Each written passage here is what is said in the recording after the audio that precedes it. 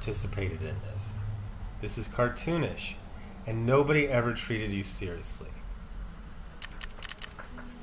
Ooh.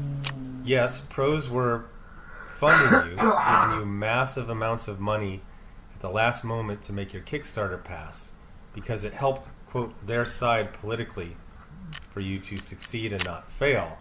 But you see, there was just a gradual increase in backers toward the end of your campaign, but there was a massive spike in revenue.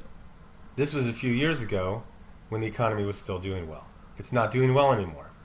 Budgets are being cut, people are being laid off, and the easiest person to lay off is the person that you never saw as a person, the person you saw as an object. So the Comixology deals, the Dark Horse deals, the mysterious benefactor dropping $5,000 into your Kickstarter the day before it was about to fail, all that has ended. And these people are bereft. And it's not just Joe. Vita, Mags, Danny, they have all expressed similar heartbreak. Because in their minds, they have done nothing wrong.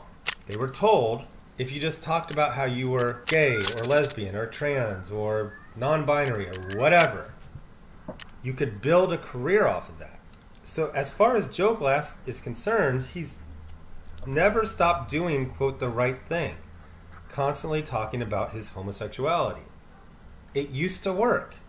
It used to get his book listed at the top of the Comixology app. It got him a prestige omnibus, and it got someone in the industry to drop about $5,000 into your account at the last minute just to help you out. But times is tough. It's hard to fire people, but it's really easy to throw away objects, especially objects that you never really liked. And that's what these people were to the corporations that they begged for work. They were objects. They were things to be used to make the corporation look woke. And as soon as the money got tight, the corporations realized that they never really enjoyed playing with broken toys. This is one of the many reasons that you hire people based on merit and retain them based on sales, because it treats them like people. You're showing respect to them.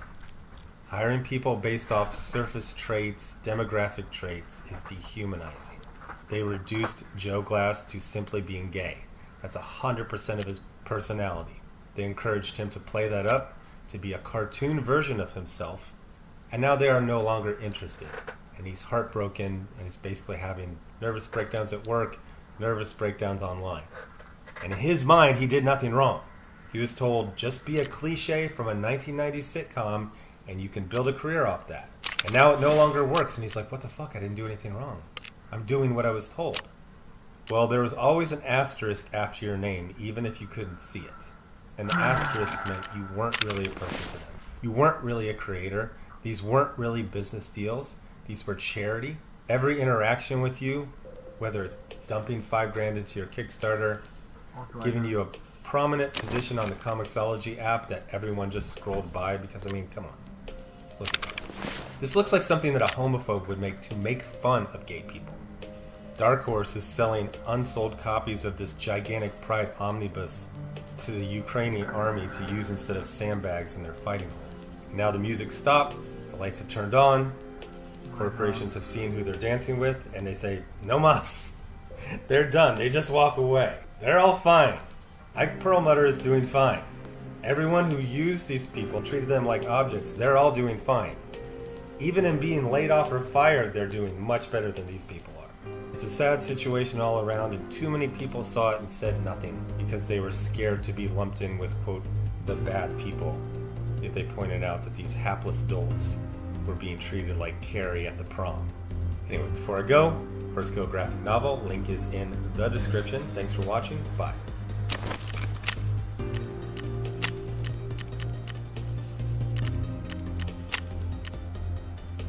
He disagrees with us, but again, these bills are passed over.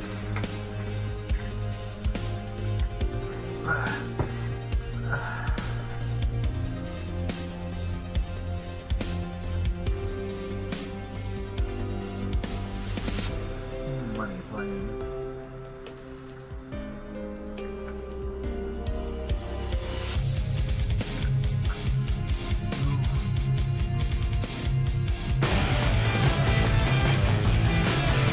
Hey guys, welcome back to Clownfish TV. This is Neon. I am here with Geeky Sparkle. Hello. It is time for another daily dose of Dismal Disney. Yeah, this one's weird. This one is weird. We're going to talk about Disney being accused of overreach by the Reedy Creek Board. This is the whatever tourism oversight board committee for Central people who Florida. don't like Disney and stuff. Yes. So we're going to talk about that. And there is a potential lawsuit brewing because Disney apparently snuck some stuff in at the very end to try to make sure that they still had control of how everything was going to go And it's down. ridiculous. It's just absolutely ridiculous. It kind of reminds me of the stories you've heard about, like, I don't know if it was Aerosmith or the Rolling Stones, where they said that to make sure that people were actually reading their contracts, they're like, you bring me a bowl of only green M&Ms or something like that. That's what it reminds me of. It's like Disney wanted to see if these guys were paying attention. And they're paying attention and they're pissed. So we're going to talk about that. We're going to talk about more layoffs at Disney. Ike Perlmutter out. I thought he was gone already. His power was greatly diminished, but now apparently he's out the damn door. Also, their chief compliance officer, and the compliance officer's job was to basically make sure Disney didn't do anything unethical. So now Well, they weren't doing their job right before. you know how in Spider-Man 2 when Doc Ock, and his inhibitor chip shorts out and then the tentacles take over? Well, see, the thing is, I think the tentacles took over a long time ago. Yes, This is just, yes. the chip wasn't working. It was just in place. Who needs Well, ethics? clearly, when you have the whole thing with the Reedy Creek thing. Right, I right. mean, Who needs ethics? Ethics schmethics. Let's the chips are down. We gotta do what we gotta do, boys. We gotta do what we gotta do. imagine that. Disney does really underhanded shit. No one would have saw that coming. So we're gonna talk about all of this in a very special episode of your daily dose of Dismal Disney. Before we get into it any further, please subscribe for more pop culture news, views, and rants, guys. Almost 300,000 subs. Yay! Thank you for the support. Go out to piratesandprincesses.net for more objective Disney news. There's a lot more objective Disney news now because everybody is turning against Disney. I think there was before, but we were one of the first naysayers. And my God, did we take our lumps for that? But now everybody else is starting to see just what kind of company Disney actually is. So let's talk about these layoffs first. Just to kind of a roundup of layoffs. Get laid off.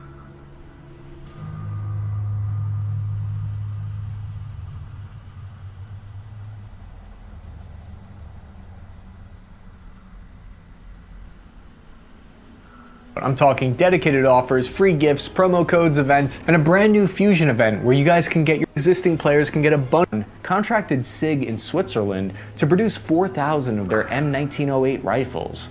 However, when the Mexican Revolution kicked off in 1910, only about 1/10 of the original contracted weapons made it to them.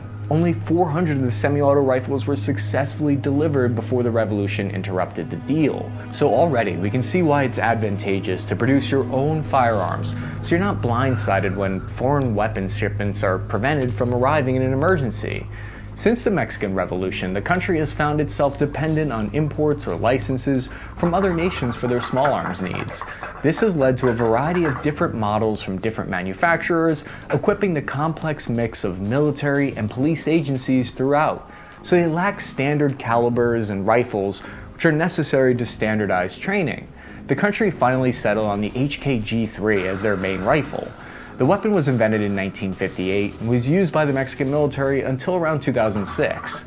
But why did Mexico need to change from the G3 and end up with the FX-05 at this point? Well, until 2006, the official rifle of the Mexican army has been a licensed producer.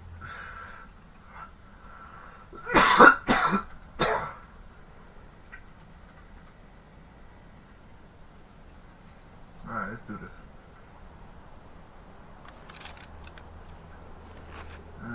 Okay.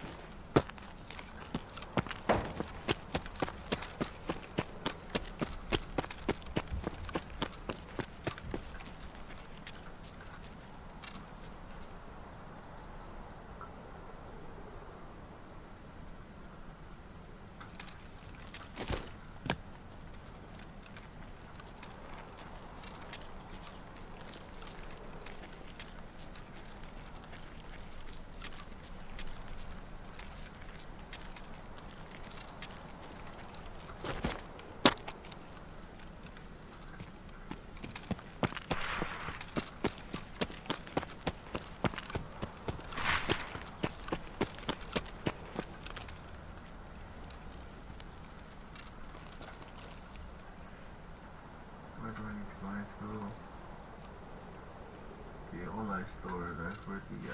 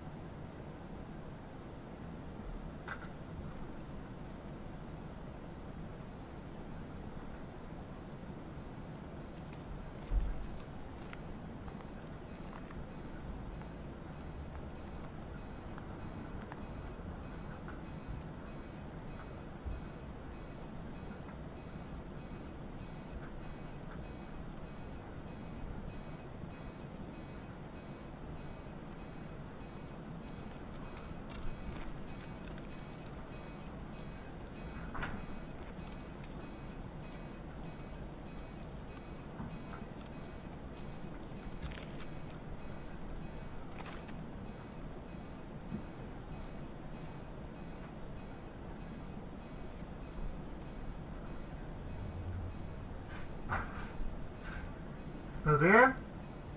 ¿Estás bien?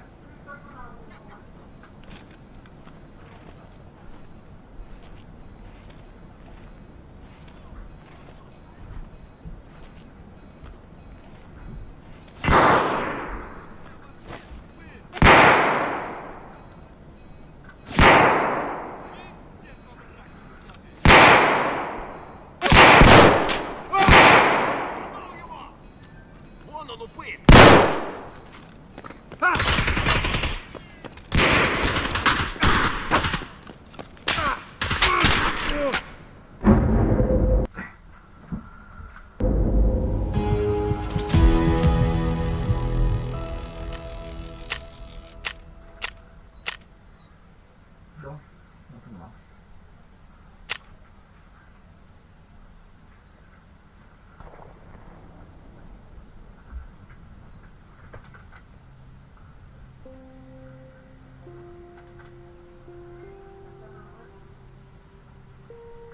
Version of HK's G3A3 battle rifle, and they still use it to some degree today. It's a venerable weapon on the battlefield that fires the powerful 7.62 by 51mm NATO round. The G3 series of rifles are reliable and accurate weapons, but follow an old model of combat weapons that stress long-range punch over close quarters capability. So the G3 had the downside of being unwieldy at 10 pounds and 40 inches long. As Mexico continues to urbanize, they increasingly find themselves battling it out with drug cartels in buildings and narrow streets. We'll see how the homegrown weapons design is uniquely created with combating Mexico's enemies in mind. Mexican police and military forces have started to prefer to use the smaller 5.56mm NATO weapons like the M4 imported from the US and limited numbers of the HK-33 licensed produced in Mexico. This leads us to why their cartel fears this new weapon so much. The military wanted to switch to the 5.56 cartridge, even though it is less powerful than the larger 7.62 round. The trade-off, though, allows for a much handier weapon in tight quarters, with lower recoil and better controllability during auto fire. This allows Mexican infantry to lay down a much higher volume of fire against cartel sicarios. The Mexican army has very non-interventionist foreign policy and avoids wars outside their own country. The FX-05 is the right and practical choice for their forces who will be engaged in these kind of urban close-quarters fights around 300 meters and below. There's also allegedly less of a chance of the 5.56 round over-penetrating and hitting bystanders when compared to the 7.62 bullet, a major concern in urban environments. But getting a weapon with the new caliber wouldn't be easy. So what happened was in the early 2000s, Mexico sought to standardize its military arms by negotiating a license to produce the HK 5.56 G36 within their country. So they came extremely close to working out a deal with HK where they would license these German G36. But then the Mexican government squashed that deal at the last minute and instead decided to research and develop their own brand new weapon, leading to the FX-05. Xiacuotl, the name of the rifle, roughly translates from the ancient Aztec word for fire serpent. You can even see there's a stamping of a fire serpent directly on the rifle. The Mexican military knows how to do branding. In 2006, at the 196th anniversary of the Republic, the parade provided the first look at their brand new homemade FX-05 Xiacuotl rifle right off the production line. The Mexican Special Forces Air Mobile Group were equipped with it in that parade. Here you can start to understand why having your own weapon produced within your country is a sign of national pride. The FX-05 is also very cost effective, with an estimated price for the Mexican military of only around $575 per unit. 2006 was the same year that former President Calderon ordered thousands of troops onto the streets to respond to cartel violence in the nation. It was a controversial move, and since 2006, Mexico's defense budget has doubled to $5.6 billion. The government policy was to decapitate the cartel leadership, focusing on eliminating high-value targets. They also deployed thousands of military soldiers to patrol the streets. This kind of action lends itself to a lightweight FX-05 weapon when you're carrying it around on 4 to 8 hour long patrols. The Washington Post reported that Mexican officials say they need to make their military the core of their security policy instead of their police. They claim the military is the only group with the necessary discipline and weaponry to destroy the country's dangerous criminal groups. Meanwhile, Calderon continued to increase his anti-drug campaign by 2008. There were about 45,000 Mexican troops involved along with the state and federal police forces fighting against the cartels, many armed with the FX-05. The government was initially successful in detaining many drug lords. This reportedly sparked a violent reaction from the cartels.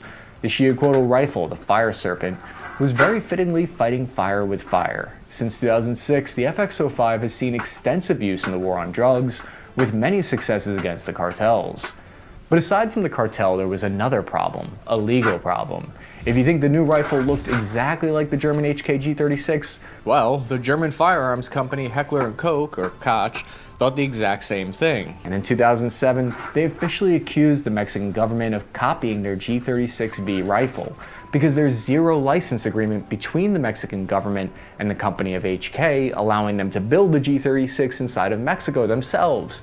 The Mexican government, though, insisted that the weapons might look the same on the outside, but in reality, it's just a superficial cosmetic way. When you dig deeper, they're really different on the inside.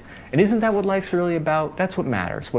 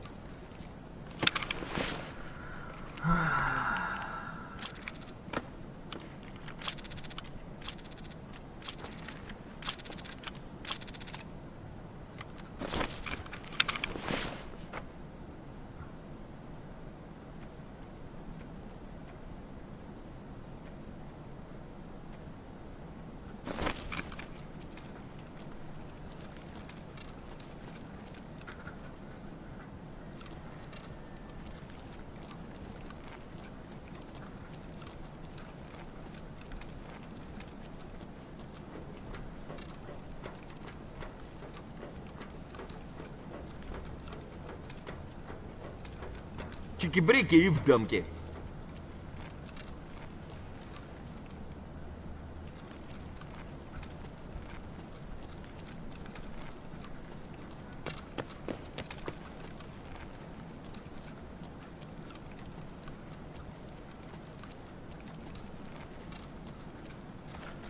Let's see, this looks fine for sure.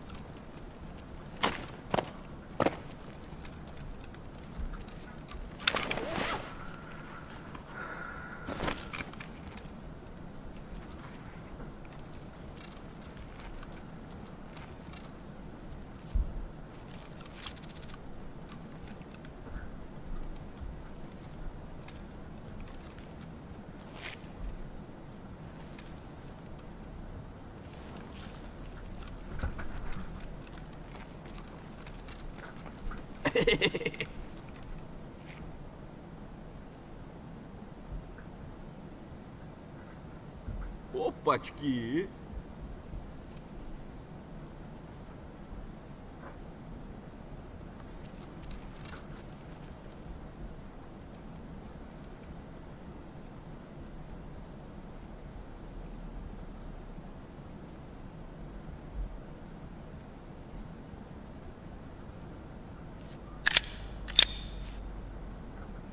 Опачки.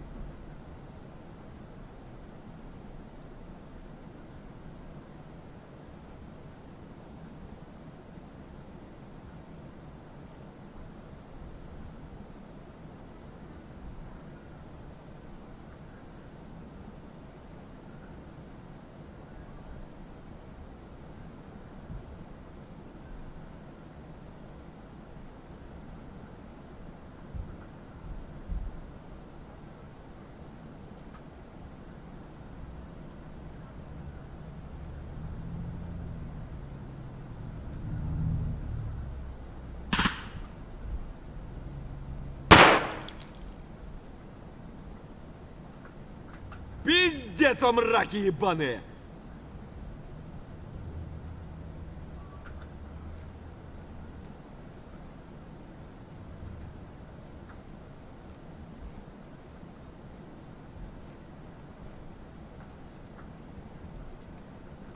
Ништяк, пацаны, сегодня мы кайфуем.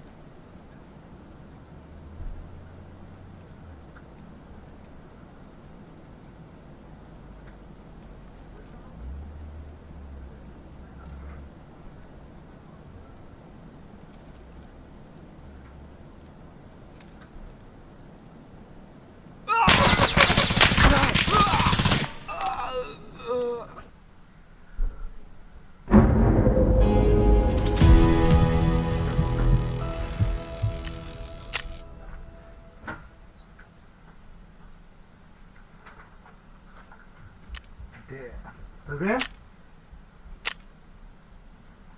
¿Estás bien, Jaitos?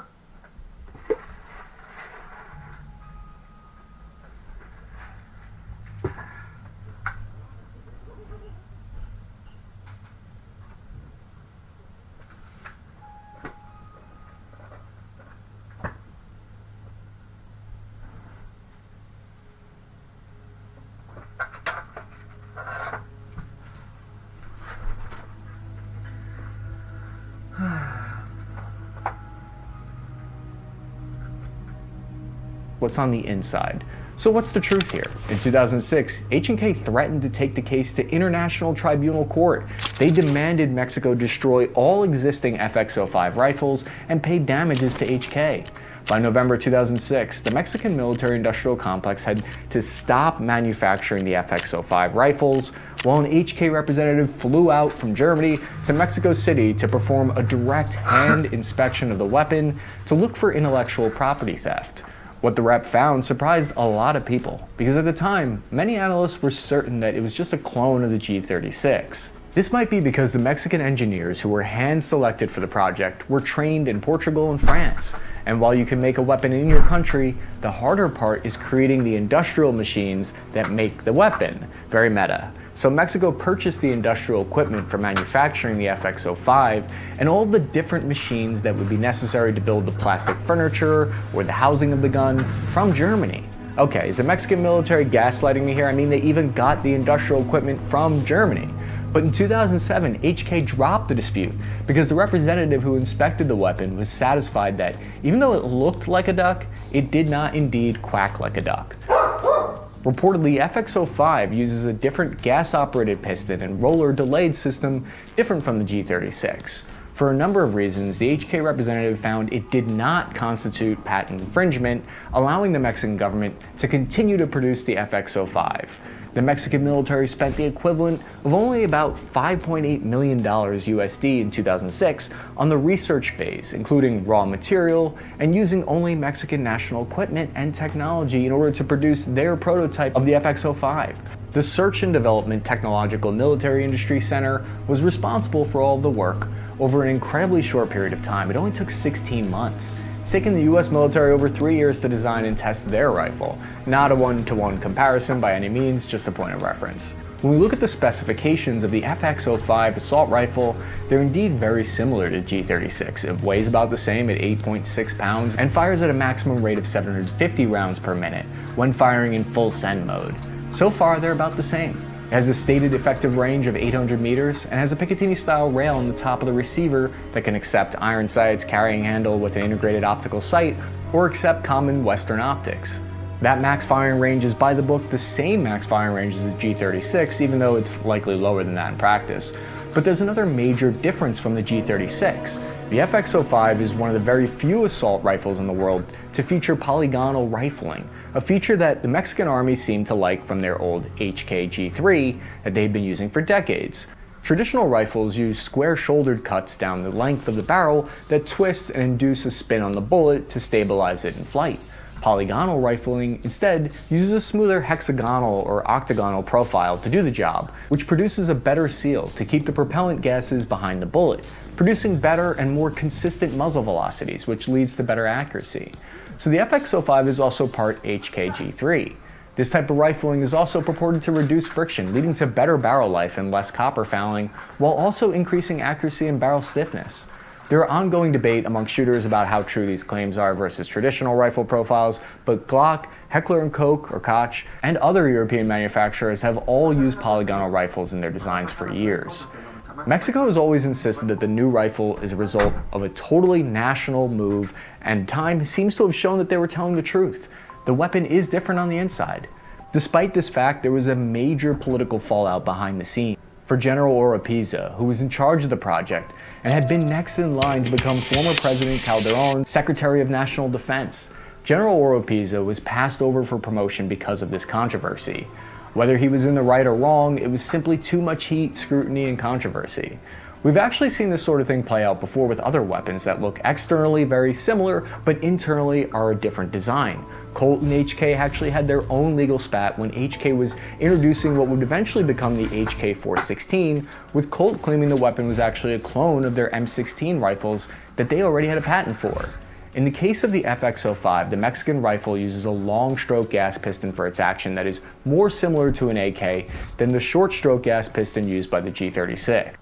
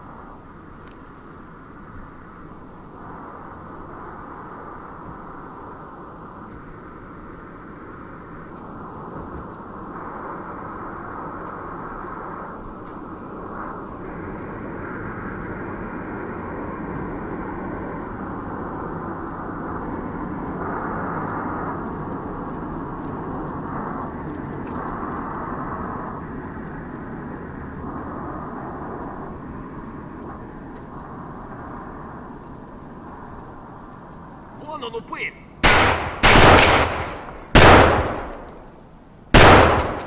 Вали хуесоса! Пошел, пошел!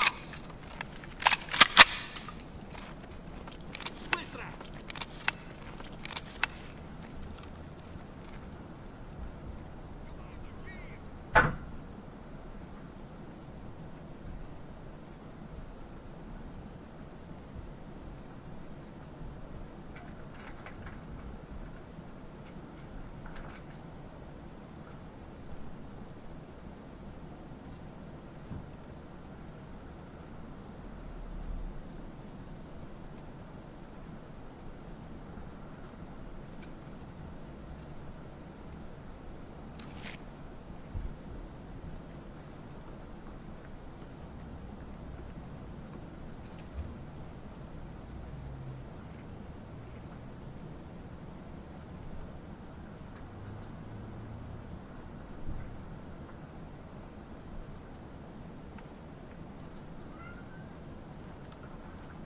Нет никого.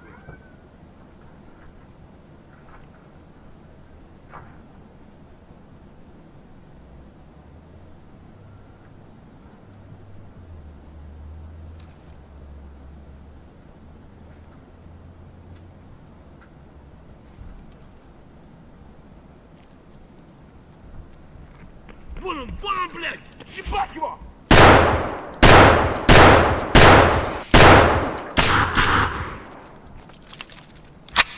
Давай, мочи!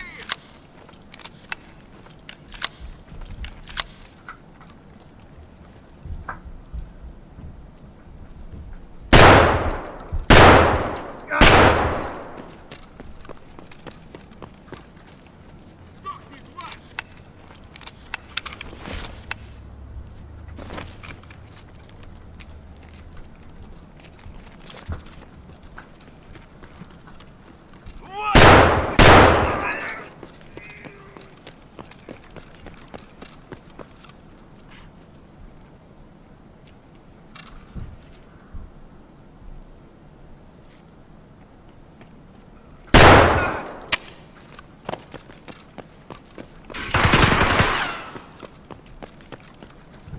Прям берцы!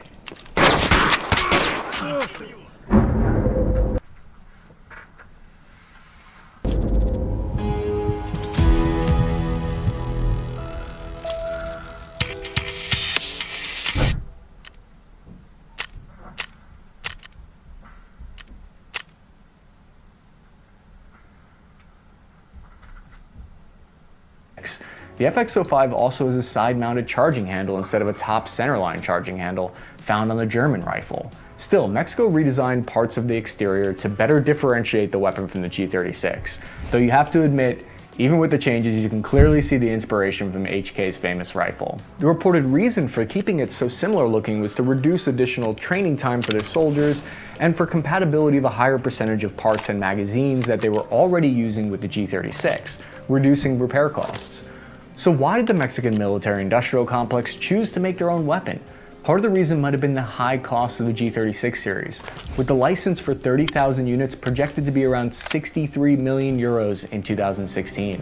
By contrast, the initial startup costs for the FX05 in Mexico were only about 5.8 million euros.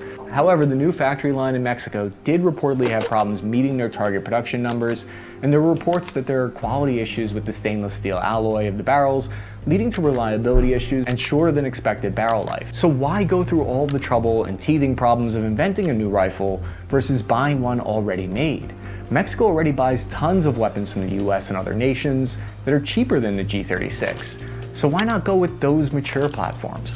Obviously, national pride has a lot to do with it, but beyond bragging rights, there are strategic reasons for investing in a home-built arms industry.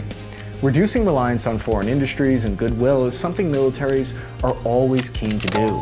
It lowers the chance that a nation's primary arms supply will dry up in the event of a war or other calamity when they need the supply line the most. Opening up new arms factories that is 100% domestic is a huge investment into a nation's population that stimulates Mexico's economy, simplifies logistics, develops technical expertise, and can pay dividends in the long run. That return on a lot of initial startup costs.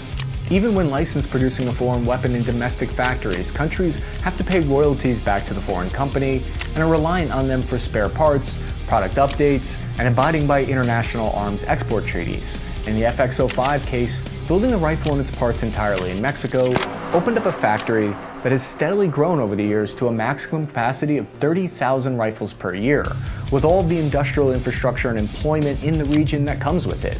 Reportedly, the FX-05 is created in a factory in Naucalpan de Juarez, Mexico State, where 400 soldiers are in charge of the assembly of the weapon's 112 separate components. Another reason is one you might not expect, because Mexico wanted the ability to separate the weapon distinctly for the army instead of using the same gear and equipment that many police and paramilitary forces use. This gave them better security and control over its use. Mexico has been battling drug cartels and their associated gangs for decades, and the nature of this clash means there's a lot of corruption and infiltration by criminal elements into the country's security services. Military and police weapons are unfortunately found in cartel hands every day, shooting back at the service members that those arms are meant to protect, or harming innocents and bystanders in an ongoing campaign. The cartel wishes they could get their hands on the FX-05, as they reportedly use every opportunity they can to attempt to steal them. A recent video released by War Noir on Twitter shows the cartels capturing the FX-05 from Mexican National Guard soldiers. The Santa Rosa de Lima cartel has released video of them holding what looks like a captured FX-05 threatening the Mexican armed forces. The General Directorate of Military Industry of the Army, which is the government arm in charge of designing and producing the FX-05, wanted a rifle issued specifically to the Army whose parts and components could be strictly controlled by the government. By carefully keeping track of every component and rifle, from the time it's produced to when it comes back to the armory each day, Mexico aims to combat the problem of the government weapons ending up in cartel hands. Details are sketchy, but there are reports that the FX-05 stamps fired casings with information on the rifle to track unauthorized use. By July 2019, 155,000 units of the FX-05 have been produced and have been fighting Mexico's ongoing war against cartels and crime, as well as being issued to Mexican armed forces abroad during peacekeeping or international aid missions, like in 2016 when the Mexican Army and its FX-05 deployed to Haiti after Hurricane Matthew devastated the island nation. Mexico's General Directorate of Military Industry has built not just a rifle, but an entire modern small arms industry around the FX-05, with plans to open an even larger factory at the Oriental Military Camp in Puebla, as well as introducing a submachine gun variant, which I think is designated to PAX 100, and even reportedly a 50 cal anti-material version in the works. Due to the tight controls of the weapon and its exclusive use by the Mexican Armed Forces, it remains one of the lesser-known assault rifles of the world. However, the Mexican military was careful to build the weapon to NATO standards and designed a lot of the modularity so the weapon can still accept modern accessories like optics, night vision sights, lights, and aiming modules used by Mexico's allies.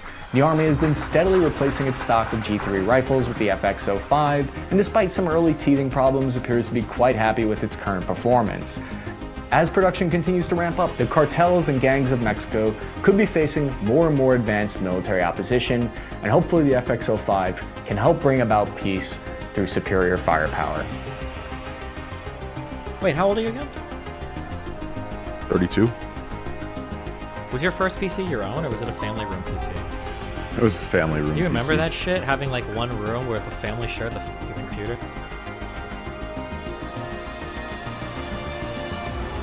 With almost daily news of Ukrainian advances in the war, it's clear that Russia is on the back foot. But despite all the gains Ukraine continues to make, as President Zelensky has stated, the country will not stop until it retakes all occupied lands, Crimea included. However, some military experts predict that if Ukraine were to retake Crimea, it would signal the fall of Putin and his regime within a few years. But how could Ukraine retaking Crimea tear Russia apart like that? Before we begin, we should be clear, we're not going to delve into the if, how, or when Ukrainian forces could retake Crimea. With so much debate around that topic, this is best reserved for another time. For the sake of this video, we'll assume that Ukraine has successfully conquered Crimea and analyze the political ramifications that would follow. With these formalities out of the way, let's first debunk a few myths about why Crimea is important to Russia, and then get into the real reason why losing Crimea would destroy Putin's regime. For those unfamiliar with the geography of Crimea, it's the portion of Ukraine that juts out of the bottom of the country, in the north of the Black Sea.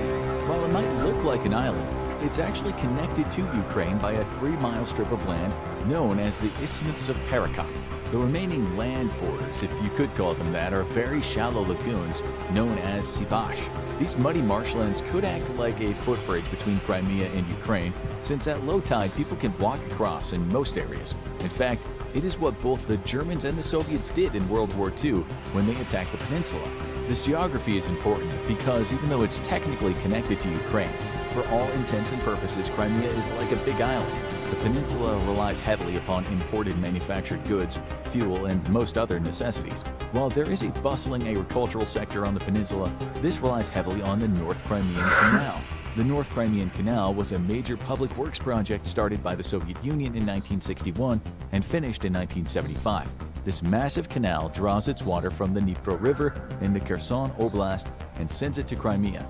About 2/3 of the water is used for agriculture, with the rest going between industry and public use. The canal is important because it demonstrates how economically depressed the region is. Crimea was devastated during the Second World War, and because Stalin deported most of the native Tatar population in 1944, the area was severely depopulated. With so much destruction and few people to work, Crimea has been in economic turmoil since the rule of Stalin.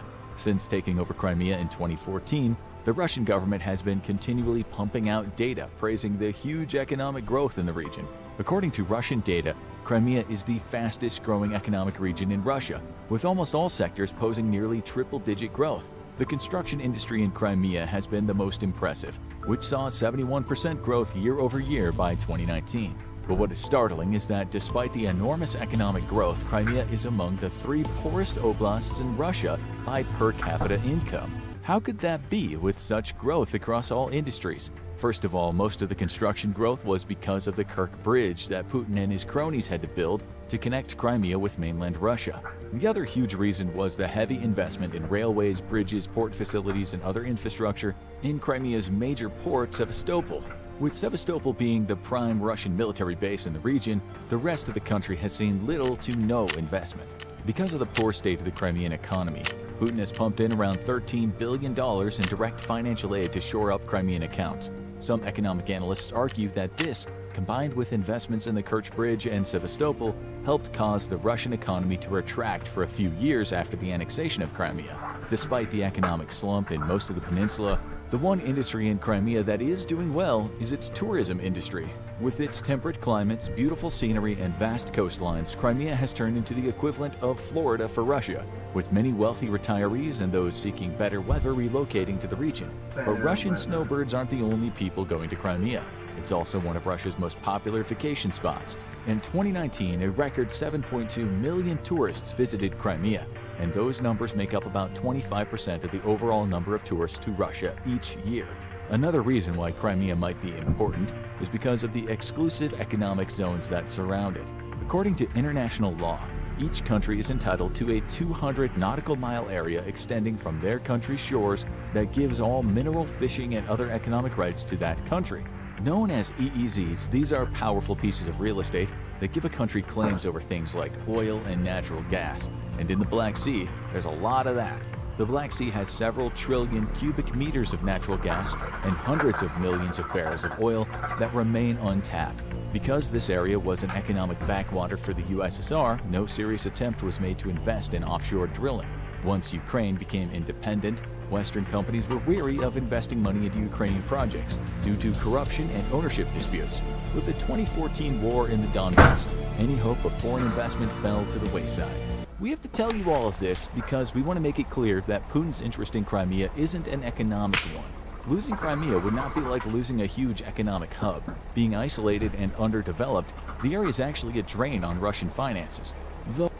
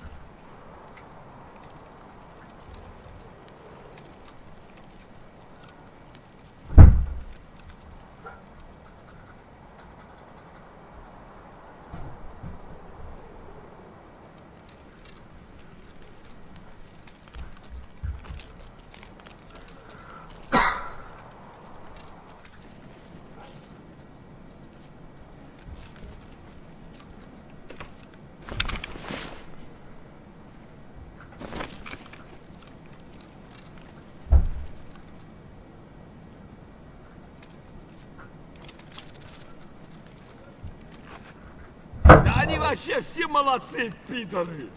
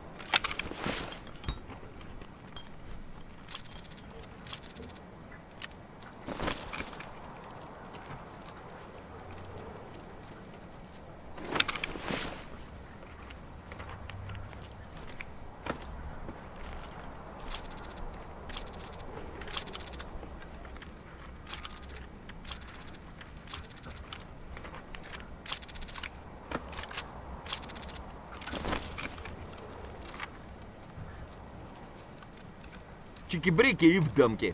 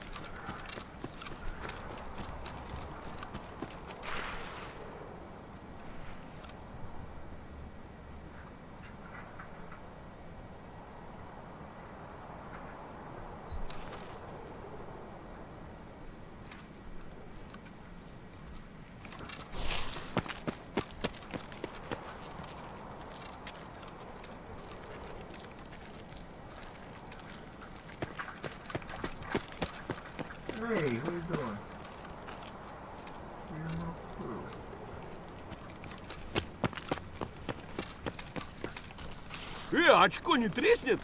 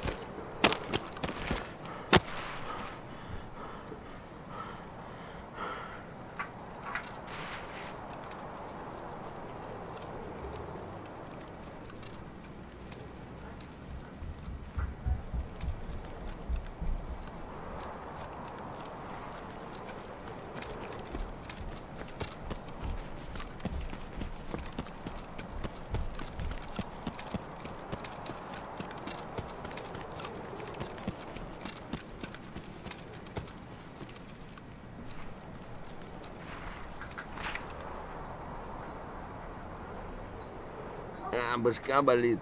Бухать меньше надо.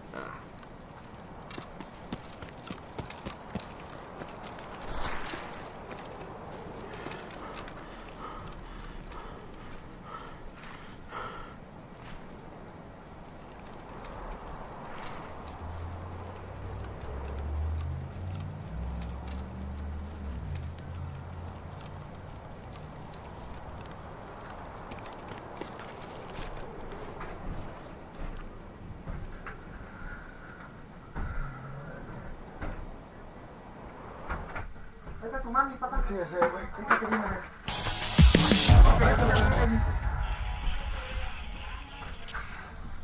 Ey, relax. Ahí se metió el gato, Carlos. ¿Ah? Se metió el gato. Sáquenme el gatito, se metió el gatito. ¿A dónde? Sí, chicos, en serio. Ahí cierra la puerta.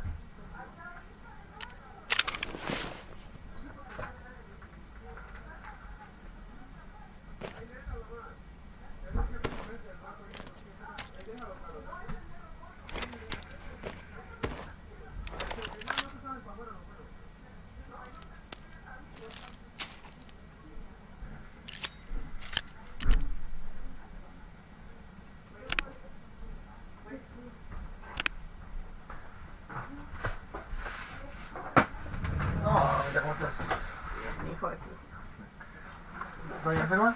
Ay, sí, por Ay, ma. Ay, ya me estoy componiendo. No te preocupes. Tranquilo. Y una para el día, porque ya se trabaja. Ah, esto es para el día, esto es para la noche. Ajá. No, es que no te Ay, hijo. ya para lo sucede.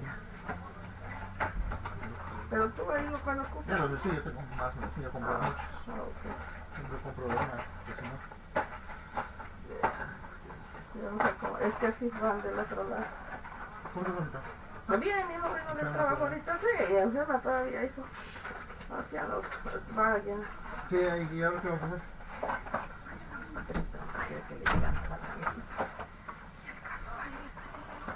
No, no, no, ya sabes que la pinche está loca ya. Ya, ¿qué va a hacer? Pues está bien, no hay problema.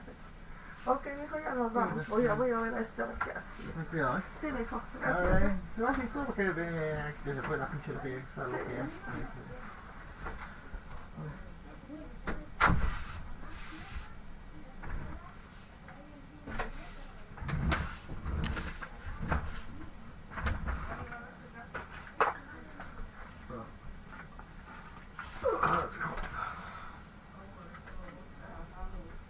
Losing Crimea would be a huge hit to Russia's tourism industry. With the full-scale invasion in February, Russia already destroyed its own tourism industry, with many people worldwide unable to travel to or leave Russia.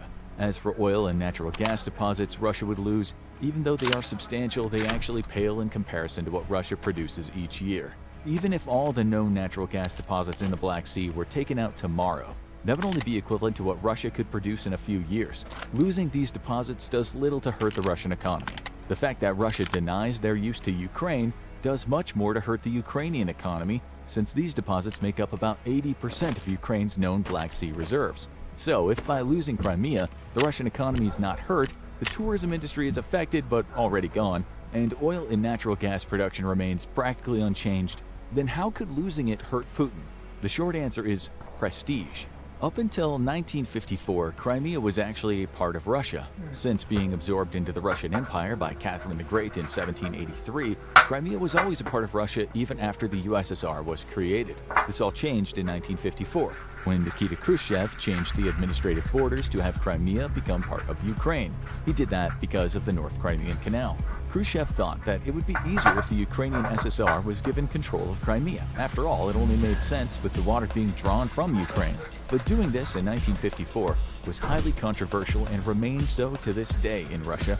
This is because the people in Crimea are the least Ukrainian in the country. Until 1783, Crimea was ruled by the Mongols or their descendants. Though the name of the government might have changed a few times by the 18th century, it was part of the Ottoman Empire. Unlike Russia, which overthrew its Mongol leaders several hundred years before, Crimea remained linked to the Middle East and Asia. This long period of several hundred years of being isolated from Russia and Ukraine allowed the Tatar people to develop their own culture.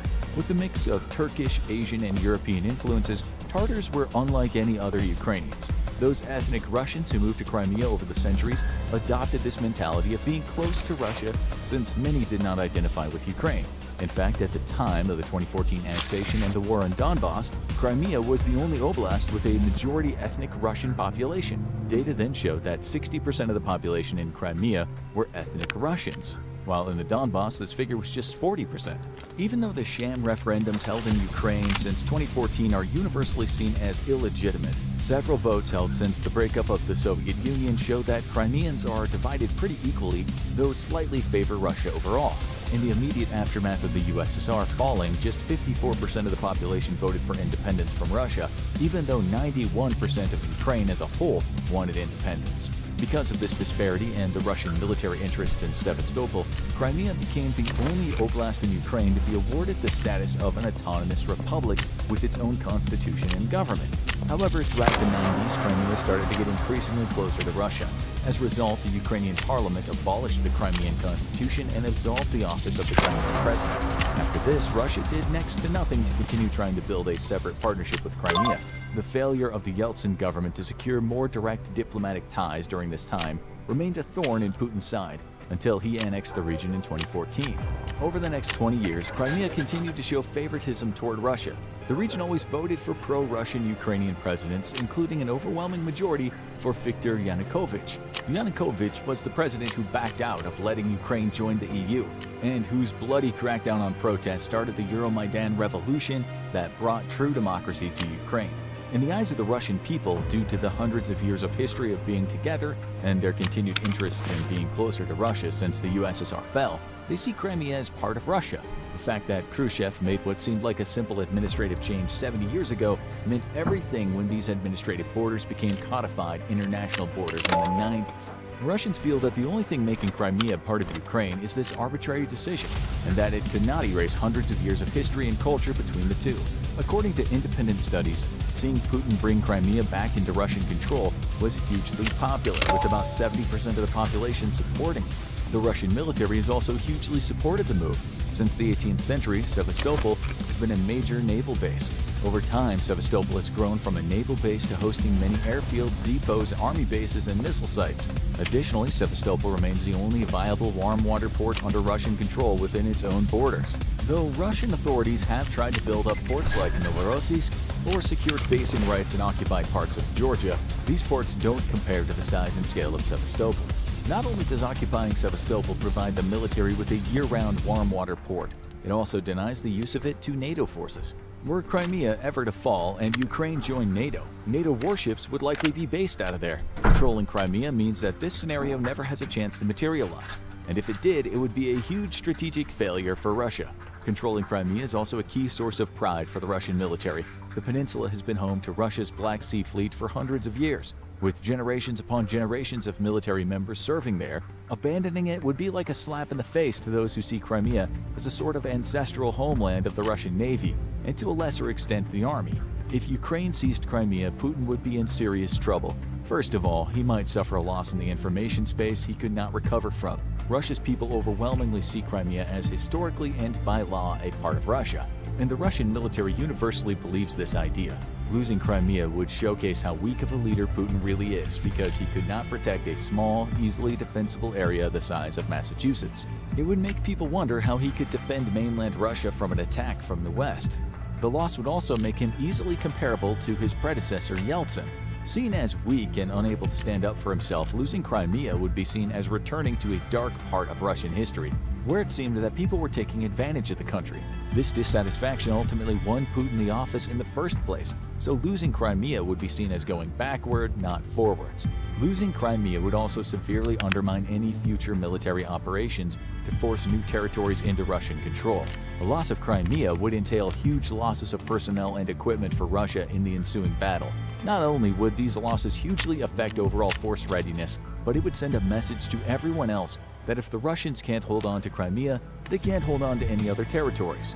Regions outside Ukraine and under Russian occupation like Chechnya, Ingushetia, North Ossetia, Transnistria, and Abkhazia could see an overthrow of Russian control in Crimea as their time to rise while Russia is weak. Other regions in eastern and southern Russia, such as marginalized ethnic minorities, could use this as an opportunity not to rise up in armed conflict, but seek greater political independence from the Russian Federation. A military loss in Crimea would almost certainly mean increased domestic military and political conflict. Combined with the irreversible damage to his prestige, Putin's regime would crumble under its own weight, as Russian civilians, military members, and repressed communities all universally detest Putin for one reason or another. Now go check out how Russian tactics to take over Ukraine will backfire, or click this other video instead.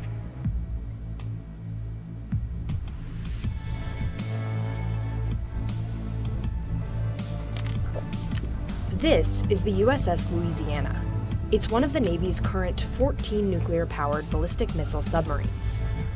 This is China's version, the Type 094. It's one of the nation's 6 nuclear-powered ballistic missile submarines. These submarines serve the same purpose. They're a sort of insurance policy in the event of a nuclear attack.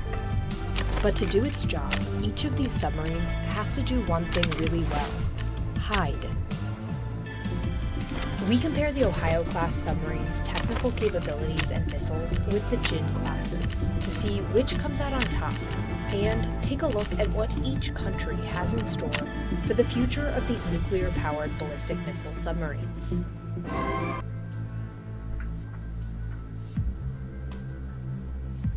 And it's going to be glorious. It's going to be fantastic. It's going to be the best chicken meal you've ever goddamn seen in your whole life. You better believe it. Before we get to it, though, hit the subscribe button if you're not subscribed. Leave a comment, leave a like, do all that cool stuff in the video because it does help a whole lot. We do appreciate it.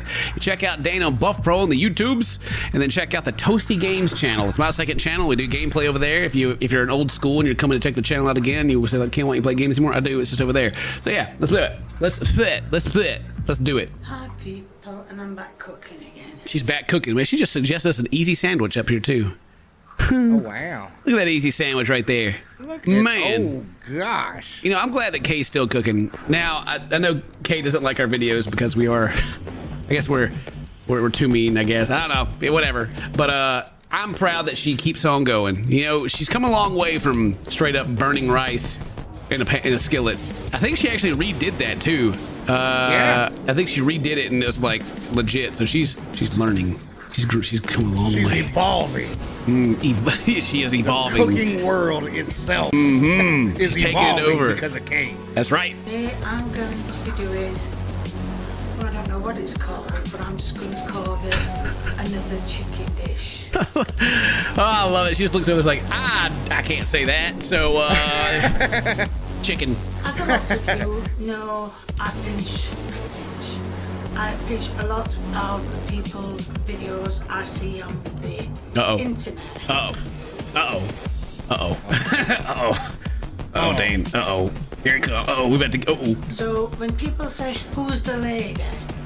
She hasn't got a name. This particular recipe that I'm going to do today, she didn't even talk. She just I thought she was about to call everybody out, Dane. I thought I was about to get put on blast. Oh, we dodged that one. She's talking about what she watched. Oh, okay. All right. Close one. Now, as you can see, all right. Got the butter. Some butter. in the pan. Mm-hmm. But dang, we may get lucky this video. She may put some salt and pepper on that. She's already got the butter going. Ooh, I don't know, man. I don't know. I think it's got a bit too high, so take it down to number 4. And because I've been told not to wash my chicken, I haven't washed it. You wash your chicken, Dane? I've never bathed my chicken. No, I don't. I've never washed.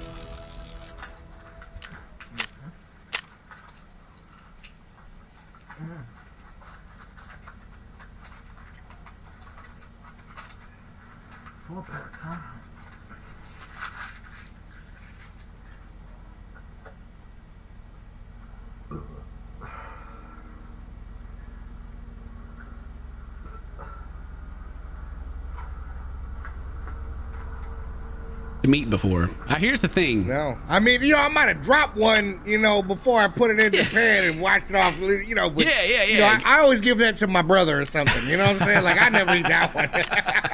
Are any of you guys that are watching this, are you meat washers? Why do you wash your meat? Tell us, because I'm interested to know. It's like, what are you actually washing off of that meat?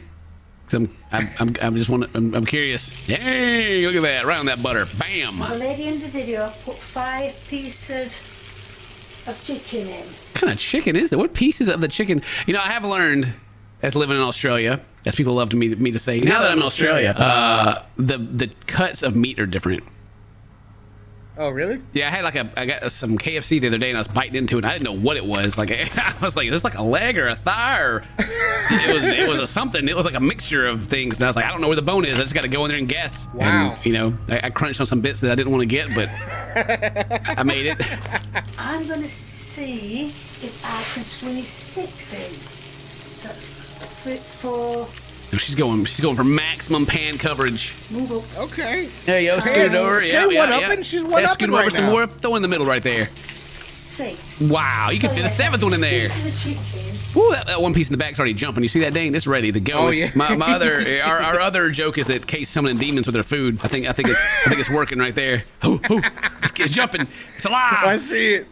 But the lady also stopped kicking that camera, Kate. I will take it off you. Oh, someone kick that camera. He said, you better watch out. Don't kick her camera. Just have to do a bit longer. The others, we'll have to do a bit longer. Yeah. Well, I can only show you them when they... Shit, well, this camera's getting roundhouse kicked right now. Wow. This is getting words. Smack, smack. Yo, Kay's about to fire somebody. You know, if you keep kicking this camera, Kate, I am going to take it off you. Well, who is she saying? A kid or like a cat? Is there a cat hitting it? And she's gonna take. I'm gonna take off you. Take off your head. Better watch out. She ain't playing around. You can see them bubbling, and after I will be adding garlic. The reveal. Yeah, we got some garlic right there. Got a little garlic. Yeah. What else we got? Onions. Onions. Yes. Onions. What's that? Flour. And flour. Always flour. How about? I'm just gonna make a suggestion here. Like I said, Kay is more experienced cook than I am by far. Like she's the master. True. But just for your consideration, just a little salt and pepper. Just some kind of seasoning. Just a little salt, a little pepper. You can put it in there with your flour too. Like, you know, if you're gonna bread these things. Well, I mean, isn't that what the butter's for, kid? You know, I mean, it does have a flavor. Yeah, butter does have a flavor. And then to finish it all, it's said to add some. Well, that was popping. You better watch out. Stand back. That one's ready. It's letting you know. What's that? Hang on, my glasses here. Parsley. A little parsley. Okay. Oh, and another secret ingredient. Secret ingredient. Oh, the secret. There we go. Bam. What was the secret ingredient? I guess she's going to show us later. There, it all flipped over. Look nice and browned. I mean, god dang, the butter's starting to burn to the side of the skillet. It's been cooking for so long, but that's all right. They were not frozen. So I'm having a hard time hearing. They were not frozen, believe it or not. Okay. They weren't frozen, they were fresh. So, fresh chicken. Fresh. You know, fresh is a word that I always have a hard time believing when it comes to food these days, especially meat, right? Because when the meat shows up, you know, it's gone. They went out there to the factory or whatever, killed the animal, chopped the animal up, put it inside Ziploc bags, put it in the freezer, shipped it to the store. The store, depending on what the store is, recut it. You know, if it's beef, they recut it because it comes in those big packages. Then they put it out. By the time it gets to you, it's been like dead for a week, right? Yeah, at least. Yeah, and so it's like, this fresh chicken. I'm like, bruh. I mean, it's still good. I don't know about fresh. Freezer fresh, maybe. Not like you just went down to the slaughterhouse or nothing, but it's the best you can do. I don't know. It's like when they put fresh, organic, I'm like, marketing. Unless it's Wendy's, though, right? Theirs is always That's fresh, true. never frozen. They just leave it room temp. That's true. Yeah. You know, room temp meat all the time. After the chicken Here we go. have cooked, or partly cooked, but I think they're fully cooked. Fully cooked chicken. I said partly, but fully. It says to add the garlic, the onions, and the flour to the same pan that you have cooked your chicken in. Okay, the same pan. So in the butter, you just throw it all in there. Oh. Okay. Oh. Like a gravy. I swear. I can never tell, man, if it's like the camera or the lighting or what it is in here, because then I look at like the grout back here and I'm just like, yeah. I've turned it down. Probably not enough. Did you turn it down? That sucker is. God, good thing they're like brown before they even start. Like, what just happened? Yeah, mixed up a little bit. Get in that butter. Throwing them onions. Yes, sir. Focus, focus. I gotta see. And then the flour. Then the flour. Okay. Gotta get it thick, I guess. Thicken it up. Yeah, all right. Mix it in here real good. Sizzle, sizzle. Man, those onions are caramelized onions, right? When you throw them in the skillet, them suckers are they straight up caramel. She ain't mixed all the flour in yet. There's still some dry flour over here. That's straight caramel right there. Yeah. Please Okay. leave that. Anything on there, stop it. Right, now I need a little oofa-doofa with me. She says she needs a little oofa-doofa? Little oofa-doof. Here we go. Oofa-doomfa. Chicken stock pot. Some chicken stock, I guess. And a lot of people don't know what stock pot is. It's bloody OXO or gravy granules. Oh, she's got the gravy granules again. Remember last time we watched her get them things out? Those were chunky. Oh, yeah. All right, get some gravy. There we go. So it's already mixed. Does that mean it's oofa-doofa? Yeah, I hope so. Now I've got to let that warm up again. He's already steaming. Let me let that warm up again. Now before it bubbles. It's already bubbling. Before it bubbles, I need to. Before it bubbles over there, it's like blah blah blah blah blah blah blah. The fully cooked chicken's going right back in. All right. Well, I have turned down a bit much, haven't I? Not bubbling at all. Not going to bubble at all. What? This chicken? What do you mean it's still bubbling? This chicken is rocking in the pan right now. What do you mean it's not bubbling at all? As you can see, it's starting to bubble. Throw some on there. And it does say to make sure that the stock pot is all over the chicken. All right. How does this keep going? Because I almost figured you'd just like pour that on top of the chicken. The thing that I do know here is that if the chicken's already cooked and you continue to cook it, even if it's in like a liquid, you can't like put liquid.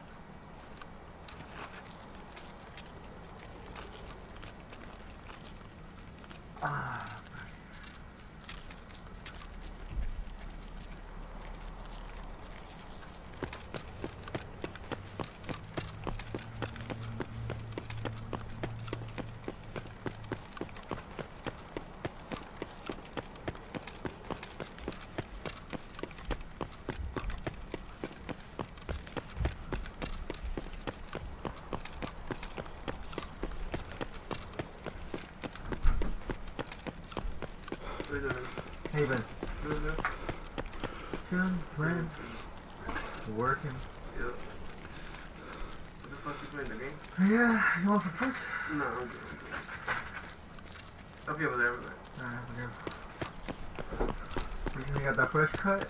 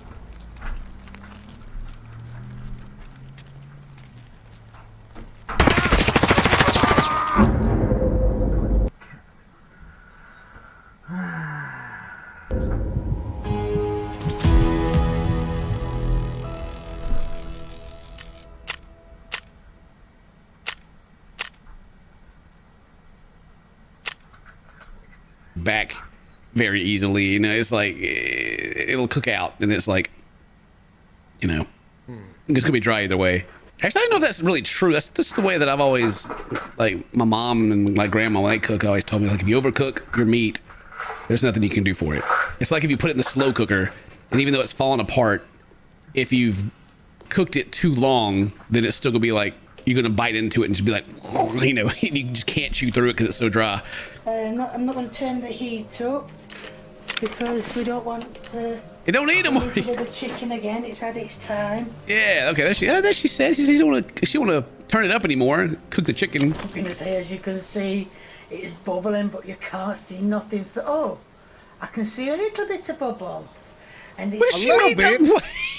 How much more does she need? It's literally all over your wall, okay? It's bubbling over. To get to that stage, now, I didn't want the broth to reduce too much. Well, see, okay, so that's what I'm like kind of confusing about with like the instructions here that she's following is like when it reduces, the liquid is coming out of it, right? Yeah. So the liquid evaporates at the same rate whether it's inside the chicken or not. It doesn't change your boiling. You know, the science of it doesn't change, I don't think. So it's still getting drier anyway. Is what I'm getting at. But I may be wrong. If I'm wrong, let me know. Okay, so you gotta take it back out. Took the chicken out. So the chicken is gone. And now we have the lake of fire that you get thrown into in purgatory. This is where you go. All right, all stirred in. She added. She didn't say how much. It's one of those instructions. Here, just throw whatever, however much you want of this in there. Then she added cream. Cream. Okay. Yes, that's the colour it's supposed to be. So I think the idea was you cook your chicken and then like the juices in the chicken come out because like recipes I've followed before, you'll reuse the juice. And so I think it wasn't supposed to be fully cooked when she took it out. And then you put it back in there while it's reducing just to save time, and it cooks the chicken the rest of the way, I guess. Probably. And then you cream it up and everything. Is the chicken going back in though? Yeah. I bet the chicken's going back in. There's about half left. Half left. Okay, more cream. So I don't mind throwing cream away. She's just throw the rest of it in the trash. I don't mind throwing this away. Yeah, Kay's like, shoot, I'm rich now, baby. We throw it all away. It don't matter. Buy my merch. It's like soup. That would have been the better colour for the mushroom soup I did. The mushroom soup, yeah. We remember that one. We take the piss out of Kay, you know, we do. But man, she's so wholesome, and she is. Like, I actually think Kay she's a fantastic entertainer. She's a very good entertainer, and I hope she keeps making YouTube videos for forever. And I hope that like commentary videos like ours, where we're like, you know, being overly critical just for the comedy of it, I hope get to a point where they don't hurt her feelings, because I don't think anyone wants to hurt her feelings on purpose, you know? No. Actually, a lot of other YouTubers are probably a lot more mean, you know? Because some of them are just more mean because they think it's funny for their content, but yeah.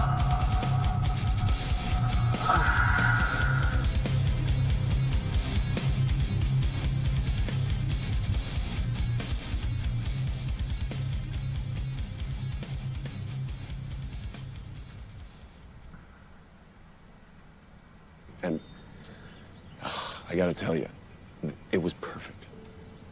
Perfect. Everything, down to the last minute details.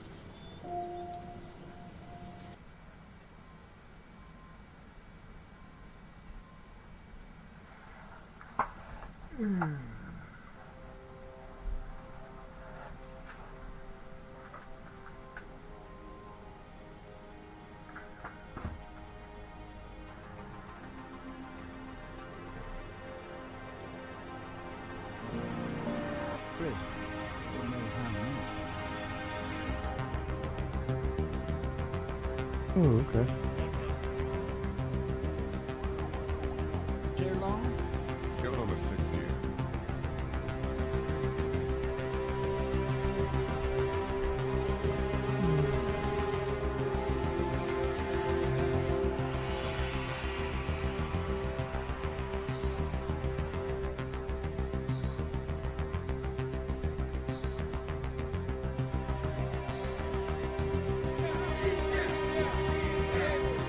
The fire was apparently started by migrants protesting deportations.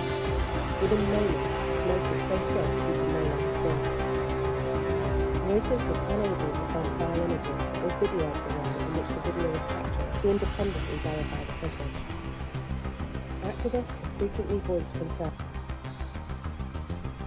When it disciplined, fired, and forced out.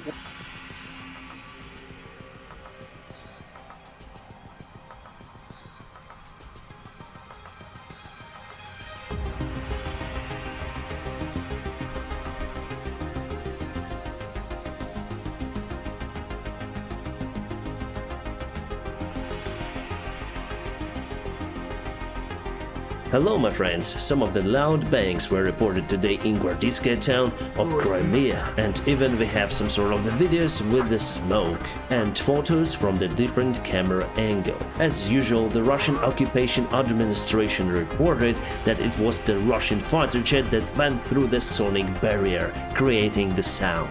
But just few seconds ago I showed you the smoke from the place, and also local reported that it was the drone. So why this tiny little town in the center of Crimea near to Simferopol city is so important? Well, let's zoom in, and here you can see the military airfield, the home for the Russian fighter jets, and not only. And just near you can see the commercial airfield and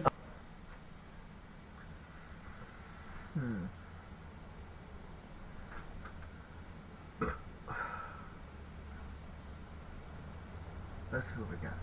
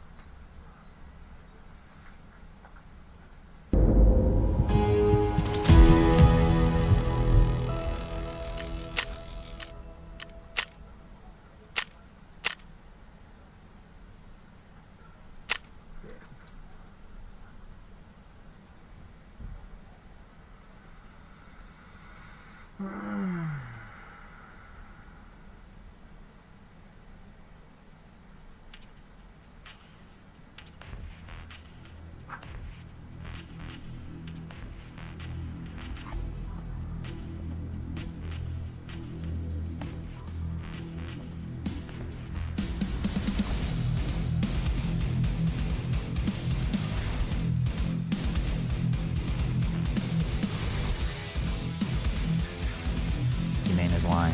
And that Oh she my god. Why did we make a timestamp? Hey guys, this was like timestamped. Really, you can click it. I did not pre-watch it. I did not pre-watch it. I didn't pre-watch. I did not. I did not. In the past few years, live streamers have become some of the most famous and financially successful online creators. They usually have die-hard, cult-like fan bases who are willing to watch them sit at a desk for hours on end. But there is a major cost that comes with this type of attention: doxing, swatting, harassment, bullying, public scrutiny, obsessive fans, deepfakes, and even manipulation from corporate employees. Pokimane has been one of the top female streamers in a space that is very much dominated by men. At her peak, she was averaging 40,000 viewers, which is the equivalent of a sold-out Major League Baseball stadium in the United States. She has been subject to a lot of controversy in her near decade-long streaming career. Now, some of these incidents have been brought on by herself, but for a lot of them, she seems to be a pawn in a much bigger problem.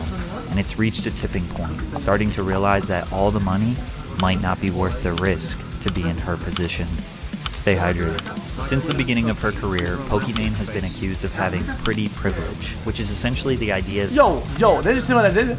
How am I a pawn? I'm the king, bitch! Yo! This guy talking shit with this guy! Patrick CC Dot! Yo, bitch! Hey! Hey, next time you bring me up like this, motherfucker, you don't put me as a fucking. I'm that piece. I'm that guy. I'm him. I'm that guy. Do your research, man. What is this shit? Might not be worth the risk to be in her position. Stay hydrated.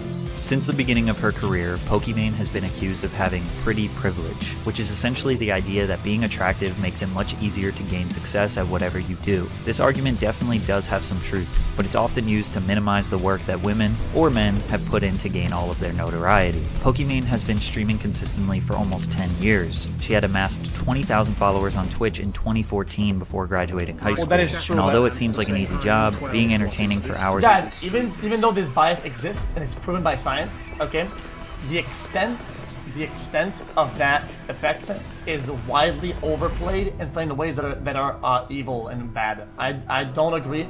I agree with the science behind it. I don't agree with how it's being used.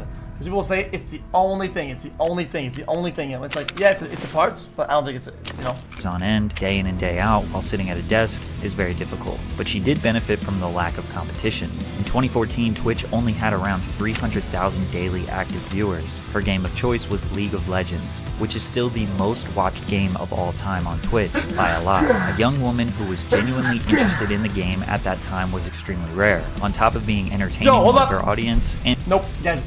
Last pause. He forgets, chat, that at the time, before Twitch, it was Justin TV, Owned.tv, and League wasn't the biggest game. It was almost the only game being watched. There wasn't a lot of viewers for other games. There just wasn't. League was massive. StarCraft, yes, I just watched Destiny back in the days, but by size, it wasn't. It was a landslide.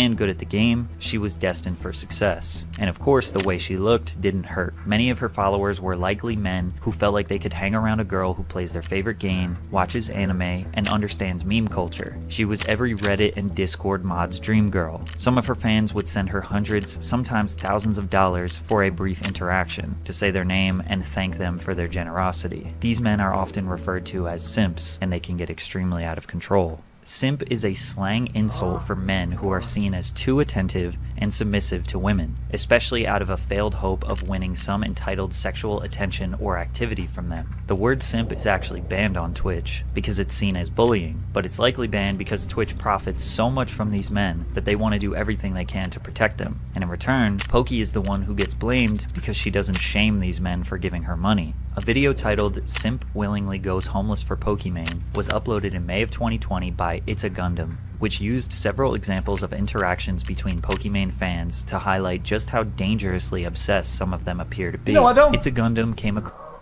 I think a lot of times people don't realize that even if they did shame them, it wouldn't matter. It would actually make it better because a lot of these motherfuckers they have this like this like shaming kink or like domination kink, and they actually like that. They love that shit, right? So the people that watch kind of for that would still stay because fuck it, you know. Even though she's like shaming them, a lot of people would get empowered by that. I'm not. That is true. That is true. Across grown men committing the heinous crime of sad cringe. I'm kinda short on savings, but I'll defo get $500 to drop this week, LMAO. Hope she sees this and knows I love her and miss her. Then somebody replies, only $500? Pathetic. Get your bread up. OP. I got evicted because I was 4 months behind on rent, so yeah, I don't know. I'll see if I can sleep behind a Starbucks so I can use the free Wi-Fi and donate the rest of my money. We live in a day and age where men are shaming each other for not giving a woman who's already a millionaire the last bit of money they have. Welcome to 2020. It is a horrible time in history. Pokimane reacted to It's a Gundam video and dismissed all the embarrassing tweets as fake. And still to this day, it's unclear if the tweets I think this is cringe. The video the response is cringe. I think the whole thing is cringe as fuck. were real or not. Even if they were fake, it sadly isn't too far from the mentality of some men that watch her streams. But Pokey committed a YouTube cardinal sin, going after the sponsor of the video. I actually can't believe anyone would sponsor these shenanigans. She got a lot of heat from YouTubers for this, since it's considered a low blow to go after someone's livelihood because she didn't like the content. The situation is ironic because Gundam was also kind of going after Pokey's livelihood by bullying people that pay her money. Even if these men have extremely unrealistic expectations, Pokey was defending her fans, which seems like what most people would do in that situation. Either way, she apologized. I want to sincerely apologize to both It's a Gundam and to the sponsor of that video for the remarks and comments that I made. I completely understand people's concern for going after someone else's livelihood. But this wasn't the first time she had to apologize. There was another controversy that resurfaced from 2014 where she said the N-word. Nick, you ain't funny. That's not true. Maybe you're just boring as fuck and lame as hell. Cause only lame say that shit. She immediately took to Twitter to try and explain herself. Hard for me to speak on this clip's context because it's so old. I'm almost 23 and was underage in that clip, but it was definitely not said in a racist or derogatory manner, she said. Adding, it was a time period and environment where saying it was more common and used as a replacement for dude, and I've never said it in a racist way, hard R either. Almost everyone below this tweet rallied in support for Pokimane, pointing out that this expose seemed like digging up old, irrelevant clips of someone. I'm not gonna get mad. You're never gonna see me. I'm not gonna get mad on other people's behalf, okay, and make conclusions about other people's thing, okay. I'm just gonna watch. I'm not gonna have a take about this shit, okay. If I have a take, whatever it is, people are gonna shit on me regardless. I ain't saying nothing. With the sole purpose of publicly humiliating them out of spite. However, as Pokimane became more and more popular, this clip resurfaced often. She apologized for the second time in 2020. I've commented on this in the past, but honestly, my statement or comments then weren't even good enough, even though people were very understanding. I just want to make it clear that I am genuinely so sorry if I hurt or offended anyone with what I said. I really wish I could go back in time and change the past. Unfortunately, I can't, but I do hope that my behavior in regards to language you know, the last couple of years... The only thing that sucks about this is that I wish to double down and said, fuck him. Fuck that buster, and fuck his sponsor, okay? If he doesn't want to fuck me back for that, fuck it. Okay, that's my fucking take. I don't say question mark. I don't give a shit. I don't give it. When you go out and make drama shit, okay? If you want to fucking have a sponsor for it, you have to be willing to take whatever he comes with it. That's what we call a fair playing field, bitch ass. If you didn't want a possible to do dumb shit, don't get an official sponsor for a drama-based video. That's fucking stupid. It's a liability, and whatever comes next is your fault. If you want to go to war, okay? You're gonna go to war with some swords and shit like that, and you want to bring your nice, cool, fancy cape, it's probably gonna get dirty. You know whose fault that is? not the war's fault. It is your fault. And onwards Take accountability. Take accountability. will speak for itself.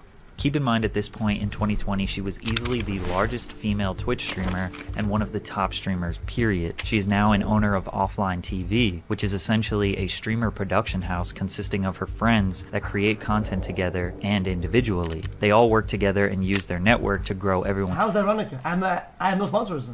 How's that running? I have no sponsors. I have none of them because I don't want to do dumb shit and be bad by a sponsor. I don't have sponsors. Problem? Hey, I can make drama. I can do dumb shit. I can say dumb shit. And who's gonna fucking cancel me? My non-existent sponsors. G Fuel does not give a fuck if I say dumbass shit. They don't care. As long as I'm not an actual bad human, a bad person, and show traits like fucking racism and shit. Why would they care? They don't give a shit. Just go XQC, bitch ass. On social media presence, and at the time all of the biggest streamers were collaborating with each other to play the game Among Us. Everything that she was doing was being very meticulously watched and analyzed. This is when a large amount of hate started pouring in. People expressed their disdain for Pokimane, saying her personality was fake, forced, and only saying and doing things to fit what she thinks her brand should be. I think it's also worth mentioning that people expect YouTubers and streamers to be 100% themselves because they give off this assumption that they are normal people and not acting. But it's almost always an enhanced version of themselves. Like my second channel is just me wearing goofy glasses and being overly animated. I mean, that is me or a side of me, but it also has elements of a character. But her N-word controversy would resurface again in 2022, and this time it took a twist nobody could have ever predicted. This controversy involves the very popular comedy YouTuber Gideon, who was just starting up his Twitch account in January of 2022. Gideon is known for being a troll, but his intentions are pure. He reacted to a video of Pokimane saying the N-word. Then he tweeted the video. Then 1 week later, on January 13th, Gideon goes live to more than 10,000 viewers. He had more viewers than Pokimane after his first week on the platform. So he instructed his viewers to go to her stream and spam the phrase L plus ratio, which was his way of trolling and bragging to her. Pokimane was simply minding her business. So why did he go after her? Well, because she is known as the Queen of Twitch, and trolling her is kind of a meme. But militarizing his audience is known as hate raiding, which is against TOS on Twitch. As she's getting flooded with spam, people start telling her that it's coming from Gideon, to which he gets mad at them for snitching, and then he says this. If you're from Pokimane, if you're from Pokimane's chat, and you have a penis, I'm gonna tell you this right now. She is not gonna f you, bro. I don't care how much you donated. I don't care how many hours you watch her. She is not gonna f you, bro. She has a man's. Bro, you probably don't want to hear this. You probably don't want to hear this. But I'm sorry. I'm gonna break the fourth wall. And spoiler alert, she's getting down every night by another nigga. She is getting down, deep stroked, balls deep. Oh no. Balls banging on the wall every night. Pokimane responded to the harassment by saying whoever was responsible, if you get I banned. know you guys are being weird in chat. I'm just gonna say it. You guys are being weird. That okay? For one, that's just odd. It's just odd. Two. Motherfucker. If you don't agree that's odd, you have a fucking problem. Okay? Because it's a lot of assumptions back to back, right? In bad faith. If you're gonna make guesses, at least don't make it in bad faith. If you're gonna go in bad faith, don't stack them one on top of another. It's really bad. I'm telling you right now, guys. Okay? The world agrees with this. If you don't agree with this, you're just being you're just part of the weirdos. I don't know what to tell you. Also, it's not true. I mean, I just talk to her all the time. Not all the time. I used to speak with her. I used to know all the ongoings behind OCD and what they're going with their lives. No boyfriend. Don't tell me that. Don't ask how I know. And I'm not going to be sad, and then ended her stream. But the story gets a little weirder when Ninja somehow got alerted about what was happening, and he got in contact with Gideon to let him know that he was screwed. I promise you guys, there's literally nothing I can do. Ninja was right. Once Twitch became aware of the incident, they banned Gideon for 14 days, which later turned into a permanent ban following an appeal prior to his 14-day ban period. People suspected that Gideon received such a harsh consequence because Pokimane is regarded as Twitch's gold golden child that they will do anything to protect. After Gideon updated his social media followers on the state of his Twitch account, people instantly began blaming Pokey. Pokimane clarified the following day that she had nothing to do with Gideon's ban and claimed that Gideon and his fans were targeting her because she's a woman. The reason Pokimane mentioned her gender is that during Gideon's stream, he taunted Pokey's male audience and told them no matter how much they donated, Pokey wasn't going to sleep with them. Ludwig chimed in on this and basically said that this is just something Pokimane has to deal with. Do is have sex with Pokey, which, you know, it sucks. That's how it doesn't just suck. It's not fucking okay. I'm so tired of people acting like it just sucks and it's unlucky. And it just is what it is. I don't want to be in an industry where that just sucks. I do not want it to be is anymore. Please, yes, thank you. I can't even English anymore. I'm so sick of this shit. There seemed to be a huge divide. A lot of men thought Pokey was being overly dramatic and He is a bit short-sighted, but I see someone comes in chat. I see you guys in chat. See, the problem is that when you make a culture of only this happening over and over and over again, right? Then the people assume that this is how it is with girls. And even the girls that don't want to be sexualized have no cleavage, have a small camera. They don't do anything for extra male attention or flirting. They just do the same thing you would do if you went live. That's the exact same thing, right? They get the same type of behavior in chat because that's what the environment is like. That's trash as fuck. Dude, bro, it's just annoying. It's just annoying. It's dog shit. Okay? Why are you saying not true all the time?